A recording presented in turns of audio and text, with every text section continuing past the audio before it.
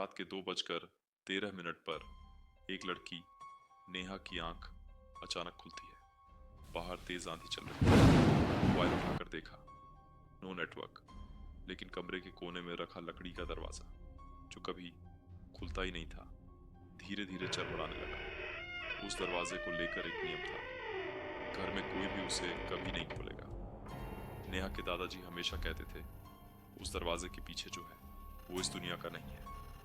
पर उस रात दरवाजा खुद ब खुद खुलने लगा। नेहा धीरे से उठी, हाथ में टॉर्च ली और दरवाजे की ओर बढ़ी। उसके कदमों की आहट जैसे फर्श पर डर बनकर फैल रही थी। दरवाजा खुला और अंदर एक सीढ़ी नीचे अंधेरे में जाती दिखी। नेहा के मन में सवाल गूंजा, क्या है नीचे और ये आज ही क्यों खुला? पर दिमाग ने जवाब दिया, तू नहीं जाएगी, रुक जा। पर दिल बोला, एक बार देख तो ले। उसने पहला कदम नीचे रखा। जैसे जैसे वो नीचे उतरती गई, टॉर्च की रोशनी झपकने लगी। अचानक उसकी टॉर्च बंद हो गई। अंधेरा, बस सांसों की आवाज और दूर से आती किसी के रोने की हल्की आवाज। मुझे बाहर निकालो। नेहा डर गई, पर वापस जाने का रास्ता गायब हो चुका था। अंधेरे में उसने कुछ महसूस किया। एक बर्फ जैसी ठंडी हथेली उसके हाथ पर पड़ी और तभी एक आवाज आई, तू आ ही गई, अब कभी बाहर नहीं जा पाएगी।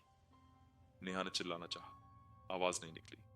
उसकी आंखों के सामने एक चेहरा आया, सड़े हुए चेहरे, सूनी आंखें और गले में उसी की दादी की माला। दादी?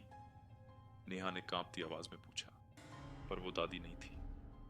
वो कुछ और थी, जो कभी दादी के साथ उस दरवाजे के पीछे कैद हो गई थी। और अब नेहा की बारी थी। अचानक नेहा का शरीर जमीन पर गिर गया। दूसरे दिन सुबह उसकी मां ने देखा, दरवाजा बंद था। नेहा गायब थी, लेकिन दरवाजे पर एक नई आवाज उभरी थी। अब दूसरा दरवाजा खोलेगा कौन?